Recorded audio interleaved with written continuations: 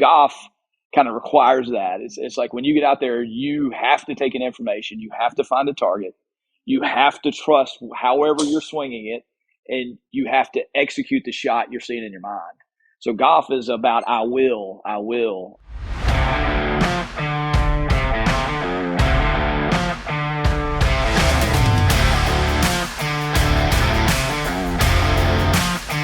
This is The Tournament Code. As a reminder, before we get started, I want to remind you about the Golfers Agreement. We do this 100% free. We get on awesome guests, and all we ask is that you subscribe and leave a rating if you're listening to us on Apple Podcasts or Spotify, or if you're listening to us on YouTube, please like and subscribe. This is the one thing we ask of you. We appreciate you taking the time to join us today, VJ. We know a little bit about your coaching career, but you also had some pretty good playing. And as you say on your website, you married up. So that's another accomplishment in life. But before we get to some of your later playing and what you've been up to now, let's start at the beginning. Just tell us how you got into the game of golf. Yeah, I got in trouble for something when I was a kid. I'm not sure what I got in trouble for. And I had to go to the local golf course, which was Robin Hood Golf Course. I had to go out there and I had to pick up pine cones. And so I had this metal trash can, and I'm probably, 9 years old or something. And I'm literally, I go see this guy that I got to know a lot later. His name was Fred Davis. And Fred said, hey, you're here. You need to grab this metal trash can. You need to go pick up pine cones. So I walked along dragging a metal trash can and putting pine cones in it. And that's the first time I was ever on a golf course. And it must have been some severe trouble because I was there for a couple of days. And then somewhere along the way, you see people hitting stuff. I played tennis, I played soccer, and I was like, well, even after I wasn't in trouble, I said, I'll go back and see what it's like. That's how I got started. That is awesome. And so when it came to like actually playing and getting into more competitive events, how did that kind of blossom for you? It seemed like it went pretty fast. Where Robin Hood Golf Course was it was a muni. I mean, it wasn't a great golf course at all, but there were a lot of school teachers, like coaches, school teachers, guys that were coaches and that had sons that played baseball at maybe Millsaps, Mississippi College, these kind of places. And it seemed like that it was enough of a muni and it was cheap enough where those guys would always be out there playing. And so it wasn't long, maybe by 10, 11, 12 years old, that there was a game, right? All these little $2 Nassaus and stuff like this. And, I had somebody to play golf with all summer long because those guys were all coaches and school teachers. And we just played a ton of golf. And so it was really it didn't start for me as any type of like goal. It just started for me as like a sport. It was fun to be around other guys. It was a time filler. It was something to do when I wasn't playing tennis, when I wasn't playing soccer, et cetera, et cetera. And so that's really how it kind of started developing. And then, I won the high school state championship in ninth grade. I qualified for the U.S. Junior in 91. I made the cut of the U.S. Junior in 91. Tiger Woods won it. It was at Bay Hill.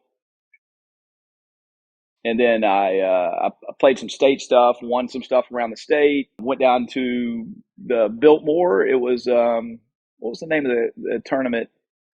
It was the Orange Bowl at Coral Gables. It was the Orange Bowl. Tiger Woods won that one as well. And so I played, so it sort of went to a state level, then it went to a national level.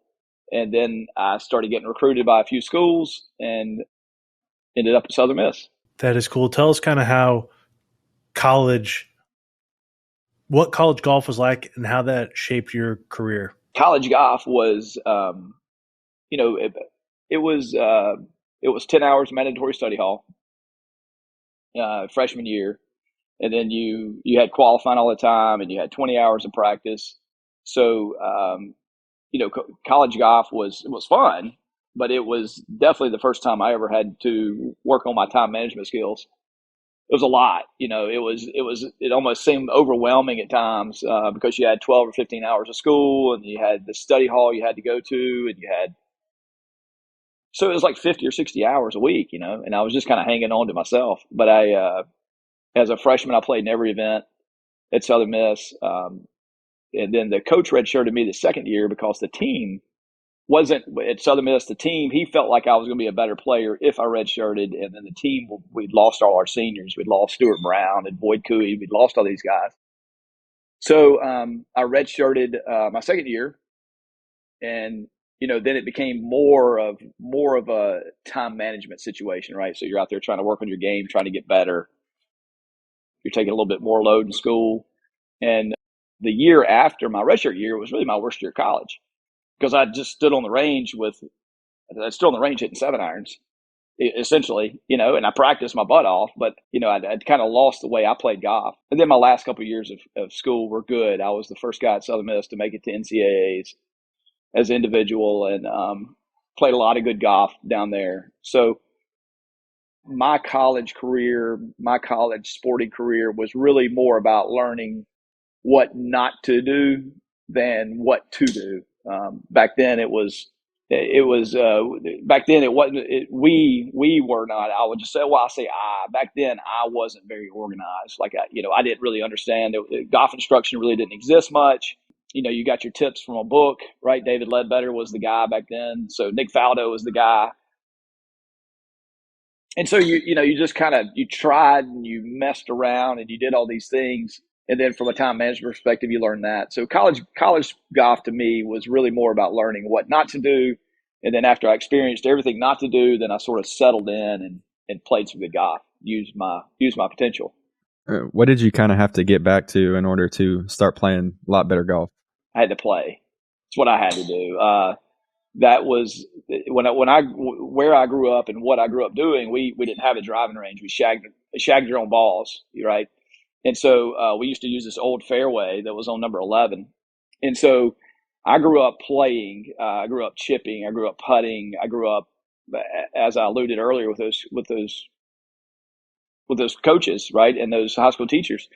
And so when I got to college, there was a lot more practice, so to speak. It kind of, you get thrown in the mix of 8 or 9, 10, 12 other people, and then the doors kind of shift. There's probably by the time you start in college and finish in college, there's probably been 15 or 16 people on the team, right? And so everybody's ideas kind of come together, and you start saying, well, he hits it pretty well, so I ought to do this or do this or do this. And the more time I spent on the driving range, the worse I got. So the way I turned mine around was I went out to, it was Van Hook Golf Course, right? There's a university course there in Hattiesburg, and they had a little men's game, right? A little $2 Nassau's. So I just started showing back up and doing that again, and it turned me back around. Did that second year / third year where you went from playing to being on the range to going back to playing again, does that influence how you coach and how you think about teaching players? 1,000%. 1,000%. So the first person that I really taught, so to speak, was Matt Fast. Matt's the assistant coach at A&M now, and he played the Web Tour for 6 or 7 seasons. But Matt was like a little kid, and I'd finished school and was playing mini tours. And so you're not going to play with the team. You're still in the university town. So Matt and his dad were around, so I would play with Matt and Michael. And Matt was probably 10 or 11 years old. So when over the next 4 or 5 years, things transitioned, and I transitioned more into coaching. And Matt was like, "Hey, I want you to help me out." And we spent a lot of time on the golf course because I've always felt like, if you go play golf and you shoot 72, you do it over 18 holes, right? And so that putt on one, or that approach shot on one, or that tee shot on one does not look like the putt or the approach or the tee shot on two.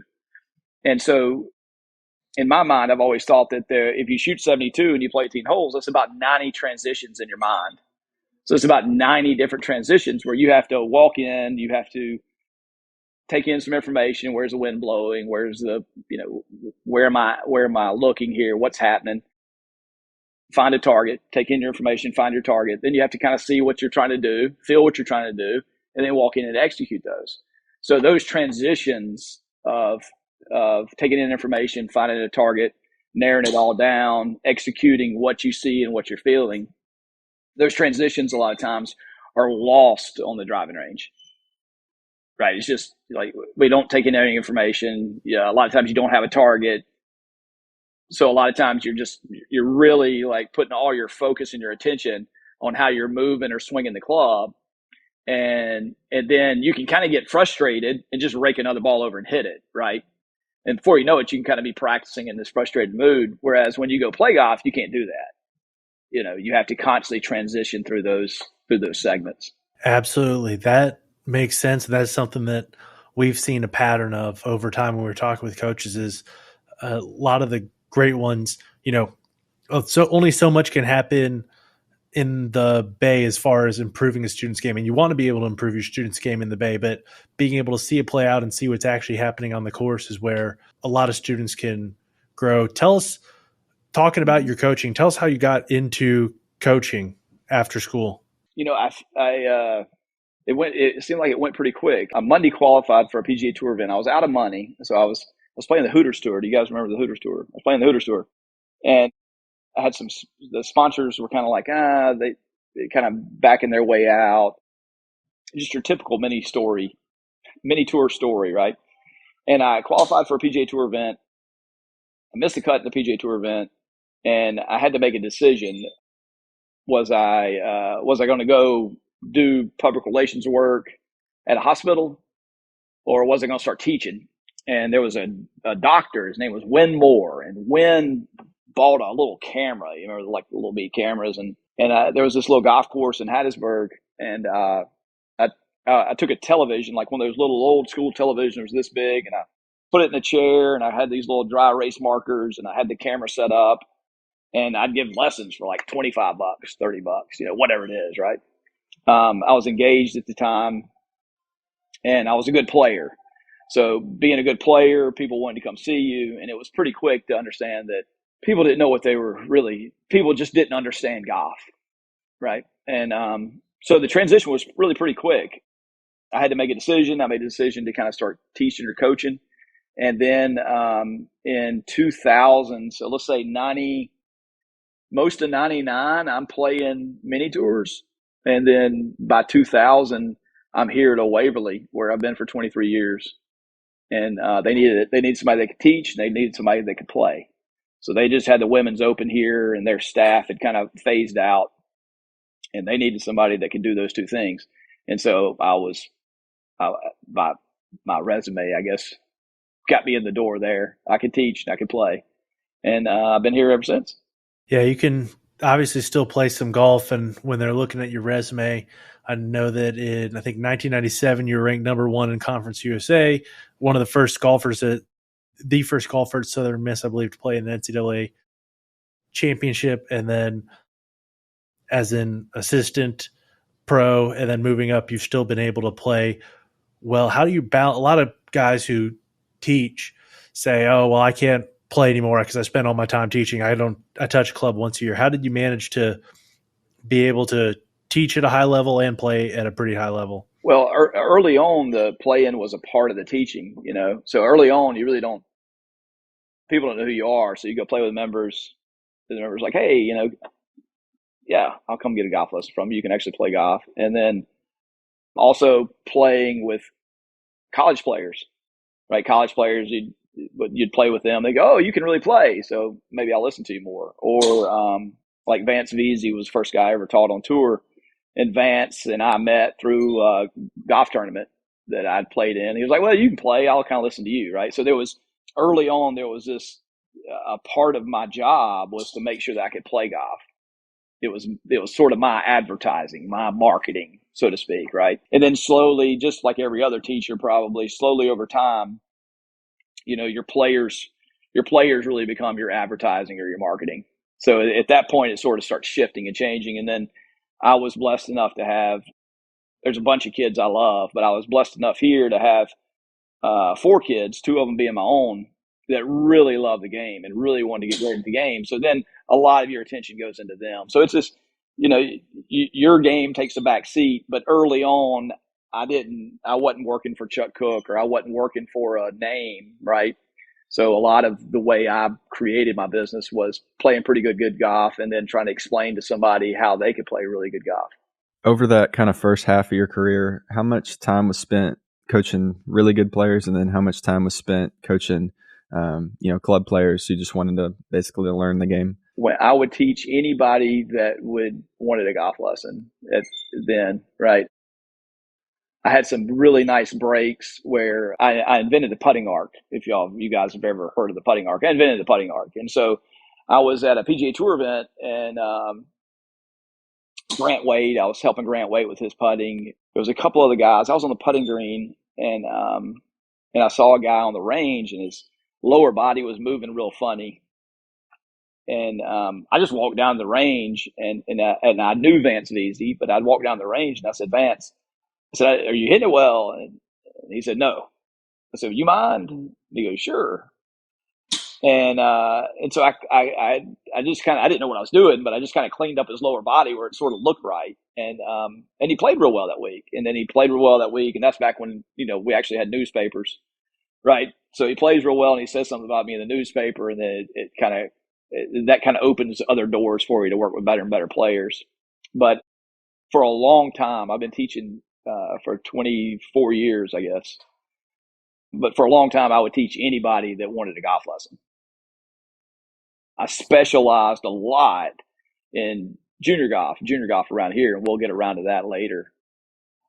But yeah, I would teach anybody.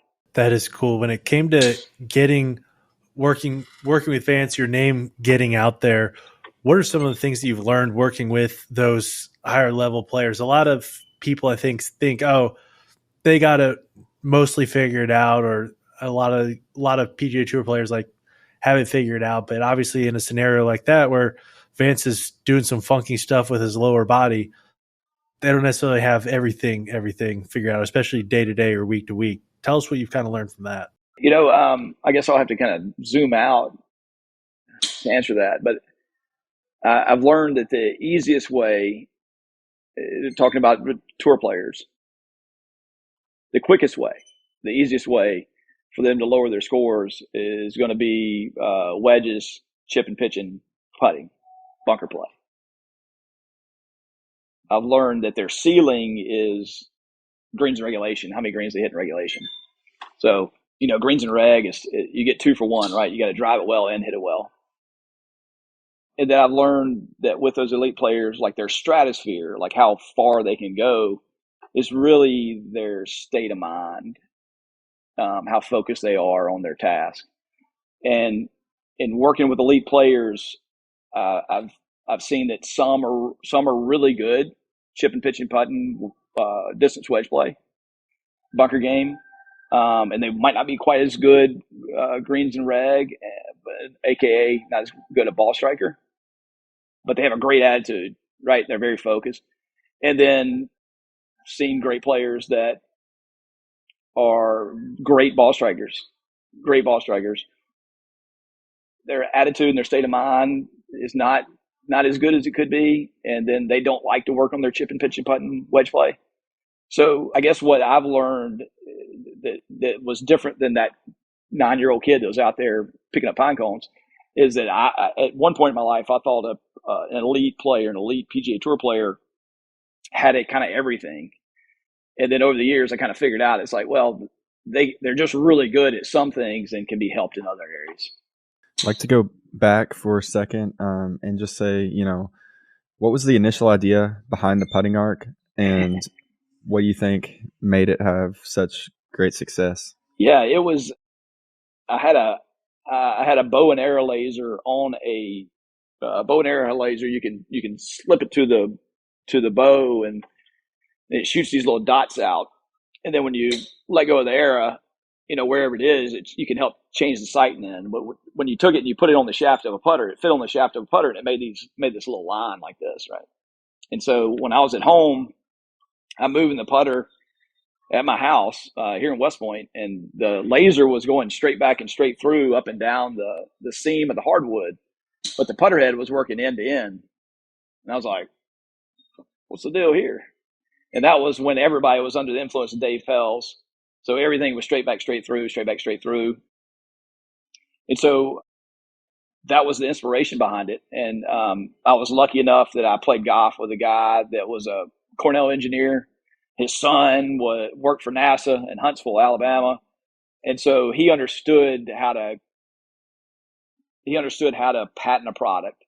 His son understood the math behind what I was seeing, and the putting arc was really the first training aid out there that taught a stroke that was, essentially 13 degrees off vertical, right? And so it's the first training aid out there that was a sort of a natural arc, and it really helped a lot of us as teachers and coaches, and it helped a lot of players over the years. And then now you can see all the Vizio mats and all the things that have come out since then, the well putt mats and stuff, and they're all these little different shape arcs and things like that. So it was that was the inspiration behind it. Yeah, for sure. And I thought I was rich, man. I thought that was it. I thought, man, here we go. Only trouble is not everybody in America worries about how they putt, right? So if I'd have figured out a way to hit it 50 yards further, I might have been rich. I get that. When it comes to talking about that arc, what sort of you talked about 13 degrees. How did you determine what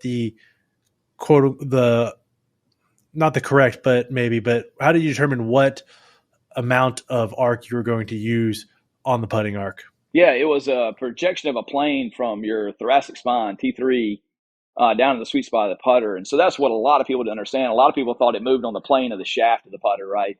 Which would have been at, maybe a 20-degree arc. Let's just assume that most putters are at 70-degree lie angle, which would have been pretty circular. But the reality is because your wrists aren't moving and your elbows aren't moving, the reality is how you're bent over, that plane's coming from here straight down to the sweet spot of the putter. Everything's kind of locked in and you're moving it in one unit, so to speak, right? And then the other amazing thing, which I think we all knew, I know I figured it out, is, I never felt, I'm 5'9", and I never felt, in my entire life, I never felt short until I walked into a bar in Hattiesburg. And I was like, man, where do all these tall people come from, right? Because, when we start playing golf, you start bending over, everybody gets about the same height, right? You can play golf with a guy that's 6'3" and another guy's maybe 5'7". You get out there playing golf and everybody's bent over, everybody feels the same height. So what we found was that everything changed very, very little as far as it came to distance to ball position, where you set your posture alignments. There was very little change in that ellipse. And so that's how it got settled. Very cool. When it comes to teaching players, we talked kind of about your first half of your career. Now you aren't playing as much and your students do most of the advertising for you. Tell us what that's been like as far as picking up more and more players, what people might say, building more and more of a stable, but also how you're working with players. Because from what you said earlier, it didn't sound, and what we talked about a little bit earlier, you're not necessarily saying, all right, come into my bay, hit 7 irons, and we're going to optimize your 7-iron launch angle and backspin today. You know what I mean? Well, I guess we can work that a lot of different ways. When in 2014, 15, I had 5 guys at finals at tour school out in California. And 2 of them later that year, 2 of them got their tour cards, Jonathan Randolph and Carlos Sainz. Fast had his web card. Matt Hughes had his web card. And so now these guys like Jonathan Randolph, I started teaching Randolph when he was 15, 16 years old, right? All through college. He was an All-American at Ole Miss. And then now he's a PGA Tour player. And then also Carlos, started teaching him when he was at Mississippi State. He was originally from Chicago. And so I taught him all through the mini tours and things like that. So when they first got on tour, I had traveled the tour a lot with a guy named Chris Blanks. And Blanks had a nice little run for a couple of years. But that's when I really kind of figured out, because of the kids back home, 2 of them were my sons, right? Wells Williams, Cohen Trolio, Collins Trolio, and Jacob Blanton. I kind of figured out during that 15 to 16 period that you could either spend time on the PGA Tour developing those players, or you could spend time at home developing players. But for me, I'm not saying this is universal truth, but for me, there was no in between. Because if I'm going to spend 60, 65, 70 days on the road with a PGA Tour player, all of those 60, 65, 70 days on the road that I'm spending with them, I am not here to help develop and foster the culture and the consistency that a 12, 13, 14, 15, 16-year-old kid would need there. So, that's been a constant transition in what I do. I'm fortunate enough that Allie McDonald taught her since she was a kid. She's a 3-time winner on the LPGA Tour. She still plays the LPGA Tour. Chad Ramey, a kid that I've taught since he was 9, 10 years old. He's a PGA Tour player. This is his 3rd year out there. And at the same time, I've been fortunate enough that Cohen Trolio was a USGA semifinalist, USGA finalist. Wells was a 2-time USGA semifinalist. So I've been fortunate enough that I've been able to find sort of a balance in that world. And a lot of it's because of the players I teach, the players I coach. They take ownership of it, so I don't travel as much on tour with them. And then some of the junior players also the same way. They take ownership of it, and so I can kind of split my time a little bit and do that. So that's been a whirlwind of that. What I just explained there has been sort of a whirlwind of just looking at myself and seeing where my passion sets and where I feel like I can do the best work for an individual. Yeah, I believe so the first time I heard of you was, I believe, in 2018 when your son Cohen advanced to the semifinals at the U.S. Amateur at Pinehurst. And you were on the bag caddy, and so I was watching you guys on TV. Obviously, a really cool story. And he got all the way to the Final Four when how was he, 15 or 16 at the time? He was, I think he was probably 16, 16. maybe 17, 16, 17.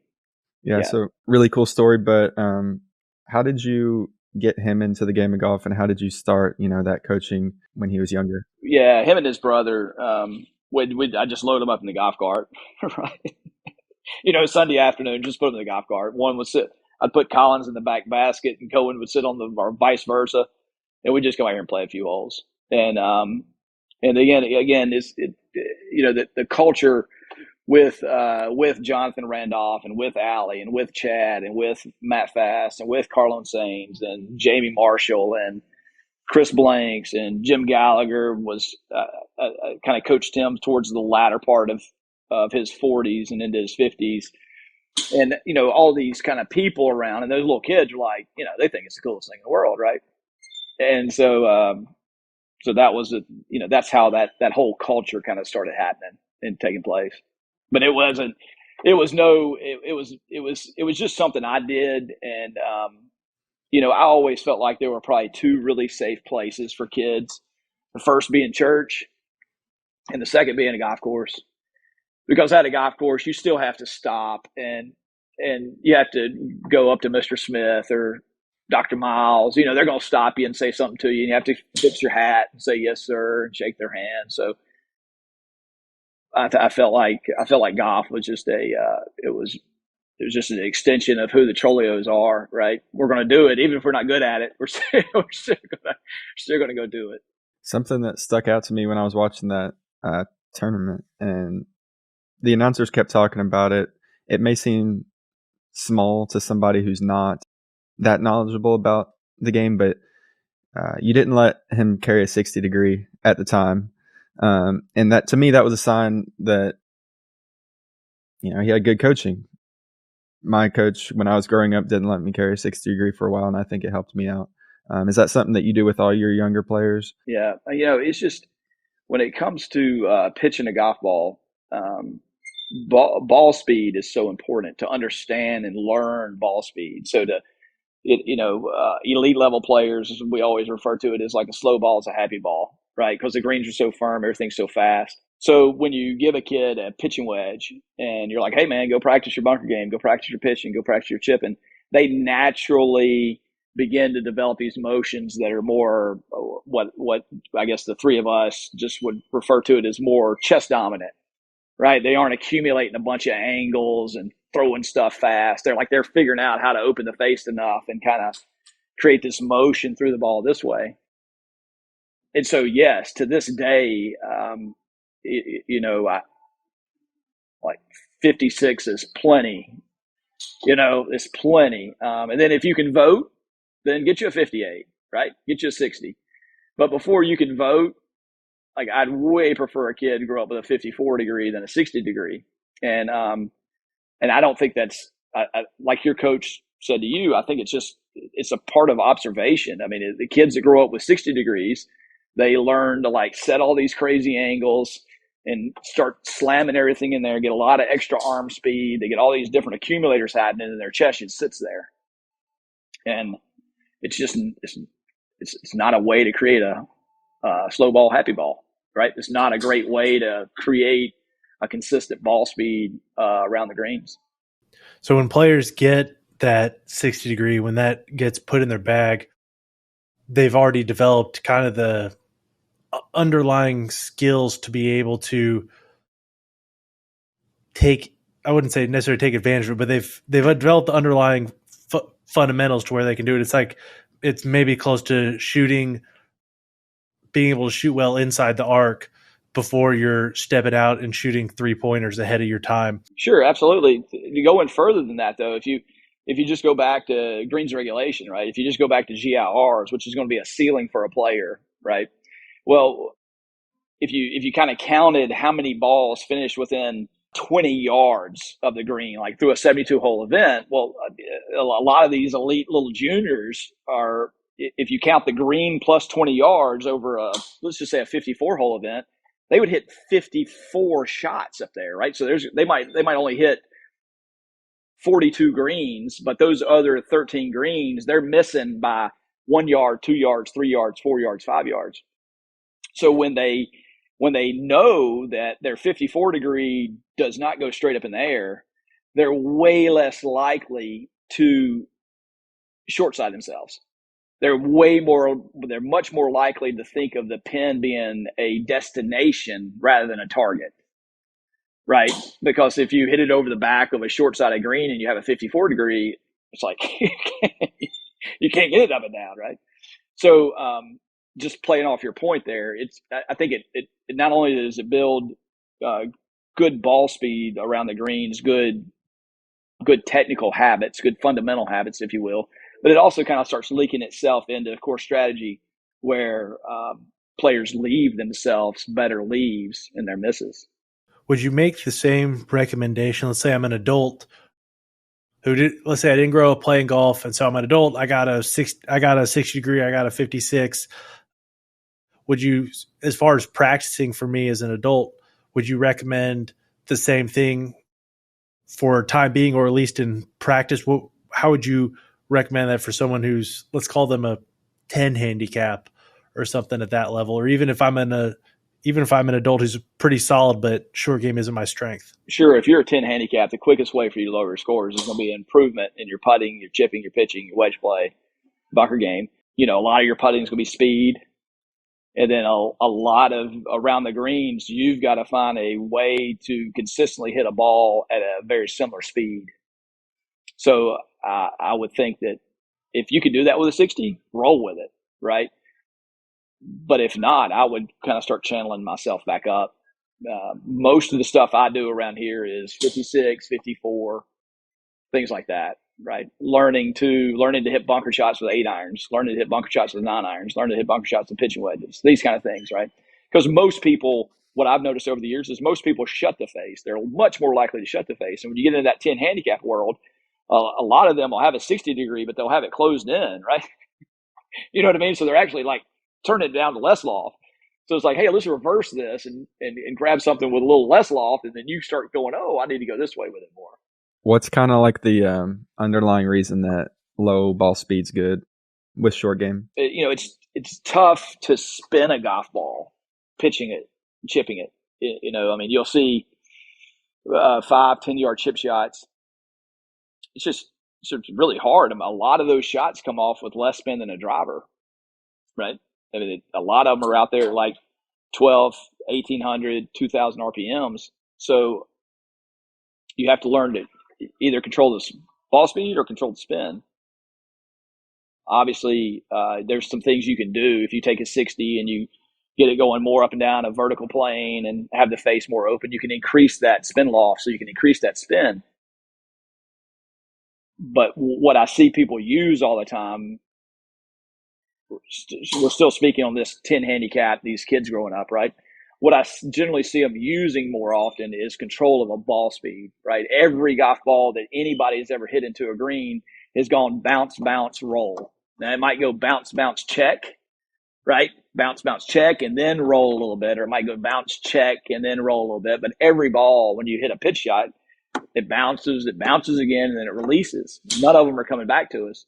So being able to control that ball speed as it lands and it does that checking, if you will, on the green and whatever that green is, being able to control that ball speed of its landing area and the ball speed of it rolling out, those are the things that I've seen great pitchers and chippers be able to do.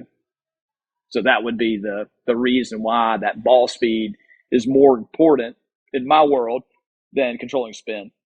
If I come to you for a lesson, and let's say we've worked together at least a little bit, so we're not necessarily having to diagnose everything. Walk me through kind of how you structure your lessons with players to make sure they're getting better with, let's say it's full swing, getting better on their full swing, but not doing it in a vacuum. Yeah, there's three things that I do. I get on the golf course with all my clients, watch all my clients practice, and I give all my clients private lessons. And so if somebody came to me for a golf lesson, they would experience something in that neighborhood. They would experience getting on the golf course and then taking the information we have on the golf course, trying to build that golf course IQ, and at the same time working privately and then making sure that they can practice these things, right? That's my typical model. I teach a certain number of people every year and try not to take any more than that number so that I can apply that to everybody I coach. And then, but I still have time in my schedule for one-offs. You still have members that just want to fix something, or you still have people that want to drop in just for things. But if I coach you and you're in my program, I'm going to get on the golf course with you. I'm going to watch you practice, and I'm going to give you private lessons. When it comes to watching players play, what are you looking for, and what differences are you noticing between when they're playing and when they're practicing? Wow, that's crazy. And I think we've all been guilty of this. So we as coaches, teachers, but you can be in a bay with somebody working on something reasonably technical, and then you can go play golf with them, and you can notice that their ball position with their driver's back and they're aimed to the right. Right? It's like what's the point? So on a golf course, what we're looking at is we're looking at the decisions they're making, right? And I guess there's a few decisions that you can make. One is I won't. One is I can't. One is I'd like to try it, but it's hard. One is I'll try it. One is I can. And then one is I will. Right. And so on the golf course, we're looking for I will. Right. So the golf kind of requires that. It's like when you get out there, you have to take in information. You have to find a target. You have to trust however you're swinging it, and you have to execute the shot you're seeing in your mind. So golf is about I will do this. I will commit to this. I will see that. I will hit my ball there. I will do this. It's a tricky downhill, little 8-footer. I'd love to make birdie, but I will not hit it too hard, right? I will hit it with good speed and let it drip in.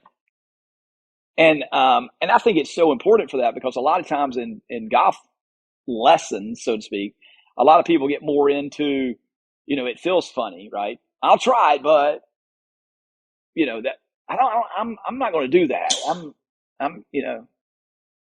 And so to get better at the game of golf, you have to look at yourself. You have to make a lot of decisions on, I will do this. I will change my grip. I will change my ball position. I will work on my setup. I will work on moving better. And so to me, that's really the thing I see the most about golf versus golf instruction. And if I just give people golf lessons, they sort of decide what they will and won't do. But if I put them on the golf course, then the golf course and golf kind of decides what they will and won't do, right?